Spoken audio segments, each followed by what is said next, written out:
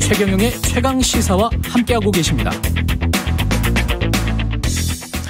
네, 어제 한국형 발사체 누리호가 우주를 향해 발사됐는데 목표 고도인 700km에는 도달했지만 최종 목표인 위성 궤도에 안착시키는 데는 실패했습니다. 하지만 값진 도전이었다, 이런 평가들이 많고요. 과학기술정보통신부의 임혜숙 장관 연결돼 있습니다. 안녕하세요. 네, 안녕하십니까. 예, 어제 그 탑재체가 궤도에 안착하는 거는 실패했는데 어떤 상황이었는지 그것부터 좀 정리를 해 주시겠습니까? 네, 국민 여러분께서도 이미 언론을 통해 많이 접하셨겠지만 누리호의 전 비행 과정은 정상적으로 수행이 되었습니다. 다만 위성 모사체가 고도 700km 목표에는 도달했는데 3단 엔진이 조기 연소 종료되었습니다. 그래서 7.5km의 초당 7.5km의 속도에는 미치지 못해 지구 저궤도에 안착하지 못한 상황입니다.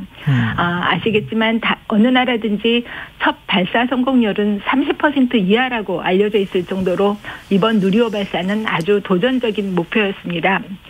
누리호는 국내 독자 개발 발사체의 첫 비행 시험으로서 우리 연구진에 의해 독자적 발사 과정을 성공적으로 수행을 했고, 발사체가 이륙해서 각 단이 분리되고 페어링과 위성 모사체가 분리되는 모든 과정을 성공적으로 수행을 해냈습니다.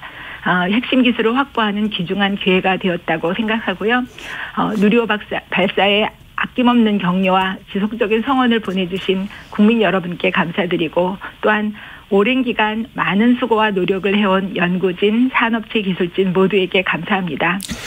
우리가 그 핵심 기술이라고 할 수 있는 게 뭔가요? 추진체, 엔진, 소재 뭐 이런 것들입니까? 네, 맞습니다. 일단 엔진 기술이 핵심 기술이라 볼 수 있는데요. 예. 누리호는 3단의 엔진을 가지고 있습니다. 그래서 1단 엔진은 4개의 그 75톤급 엔진이 클러스터링 되어서 마치 하나의 엔진처럼 움직여야 하는 것이고요. 예, 그리고 2단 엔진 75톤, 그리고 3단 엔진 7톤, 이런 식으로 구성이 되어 있거든요. 예. 그리고 그보다 또 더 어려운 기술은 그 탱크, 그러니까 추진체를 채우는 탱크입니다. 예. 탱크가 굉장히 큰데요. 높이만 10m에 달하는 정도로. 예, 굉장히 큰 탱크인데 그 탱크가 얇고도 가볍고 견고해야 합니다.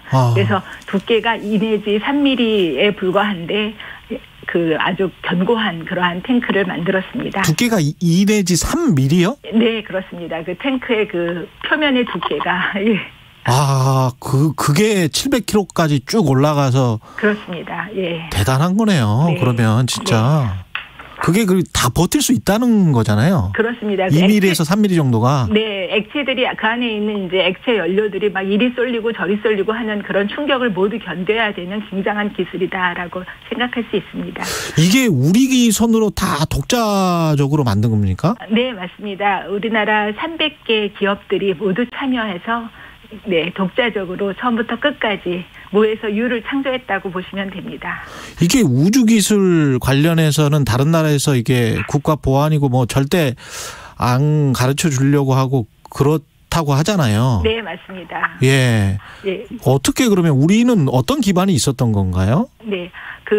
우리는 잘 아시다시피 2013년에 나로호를 발사했던 기반이 있었습니다. 예, 그때 나로호는 이제 러시아와의 기술 협력에 의해서 개발이 됐던 그러한 그 발사체인데요. 예, 물론 그 경험으로부터도 많이 축적을 했지만 2010년부터 우리 연구진과 산업체 연구진들이 모두 참여해서 지금 횟수로만 12년째 발사체 연구를 하고 있습니다. 예. 그러면 그 궤도에 들어가지 못한 그 원인, 뭐 이게 이제 속도가 그 정도 안 났다. 네. 계속. 뭐 그렇게 이제 언론은 이야기를 하던데 그건 어떻게 보완을 할 수가 있습니까? 네, 이제 그 발사조사위원회를 곧 구성할 예정입니다. 예, 조사위원회를 통해서 이제 그 우리가 보낸 그 누리호로부터 많은 데이터가 내려오고 있거든요. 예, 그 데이터들을 분석해서 이렇게 3단 엔진이 조기 그러니까 연소가 조기 종료된 이유를 파악하고 그를 극복하는 그러한 기술, 그러니까 문제점을 극복하는 기술을 개발해서 다음 5월에 이제 2차 발사가 예정되어 있는데. 또 한 번 발사하는군요. 내년 5월에. 때. 네, 예. 그렇습니다. 예, 그때는 꼭 성공할 수 있기를 바랍니다. 이게 그 과학기술부 장관이시니까 기술적으로만 과학적으로만 생각할 수도 있을 것 같은데 이게 군사적으로도 그렇고 경제적으로도 그렇고 굉장히 큰 의미가 있는 것 같은데요. 네, 맞습니다. 예. 이제 발사체는 우주 수송 능력, 그러니까 우주 수송 능력입니다. 그래서 만약에 우리가 발사체가 없다면 어떤 일이 벌어지냐 하면 앞으로 인공위성을 쏘아 올리기 위해서는 모두 해외 발사장으로 나가서 해외 발사체를 빌려서 이제 올려야 되는데요. 그 인공위성을 활용한 서비스는 현재에도 많이 사용되고 있지만 앞으로도 굉장히 많이 사용이 됩니다. 예를 들어 본다면 우리가 내비에서 사용하는 그 GPS 있지 않습니까? 예. GPS도 굉장히 많은 위성을 쏘아 올려서 활용하는 것이고요. 예, 그리고 통신위성이라든가 기후라든가 예, 지구를 관측하는 굉장히 많은 위성들이 지금 이미 사용이 되고 있는데요. 예. 앞으로 새로운 서비스가 나올 때마다 우리는 해외에 나가서 발사체가 없다면 해외에 나가서 해외 기술을 빌려서 위성을 올려야 되는 그러한 상황이 되는 거기 때문에 우리 자신의 독자적인 발사체를 갖는다는 것은 굉장히 중요한 의미가 있습니다. 그렇군요. 그러면 이제 미국 사람들 하는 것처럼 그 우주에 몇 개의 위성을 쏘아 올려서 그걸 가지고 국내 통신도 보완을 하고 나중에 6G 뭐 이쪽으로 쭉 나갈 때 자율주행차 나갈 때도 이게 좀 유용하게 쓰일 수도 있겠습니다. 네, 맞습니다. 예. 우리나라도 앞으로 10년 동안 100개 이상의 그 위성을 쏘아 올릴 계획을 갖고 있습니다. 100개요? 네. 예. 그리고 한국형 위성항법 시스템인 KPS도 개발하려고 지금 이미 예산을 받았고 이제 내년부터 시작이 되는데요. 이 KPS를 위해서도 8개의 위성을 쏘아 올릴 계획에 있고요. 6G 말씀 주셨는데 그러니까 5G의 다음 세대인 그렇죠. 6G 위성을 위해서 통신을 위해서도 14개의 위성이 쏘아 올려져야 됩니다. 예, 그러한 그 위성들을 쏘아 올리기 위해서 이 독자적인 발사체는 꼭 가져야 합니다. 장관님이 그쪽 분야에는 또 전문가시잖아요. 통신. 예, 저는 통신 쪽은 전공한 것이 맞고요. 예. 우주 쪽은 저도 이번에 많이 배웠습니다. 예. 이게 참 가슴이 두근두근해지네요. 네. 예. 이게 지금 우리나라 기업들 한 300개가 또 들어갔단 말이죠. 네. 그러면 이게 이제 민관 그야말로 합동으로 한 건데 그러면 그 우주 기업처럼 우주 기업 같은 게 스페이스 X 같은 게 뭐 이렇게 따로 어떤 기업이나 아니면 합자해서 이렇게 세워질 수도 있고 그렇습니까? 우리나라도? 네.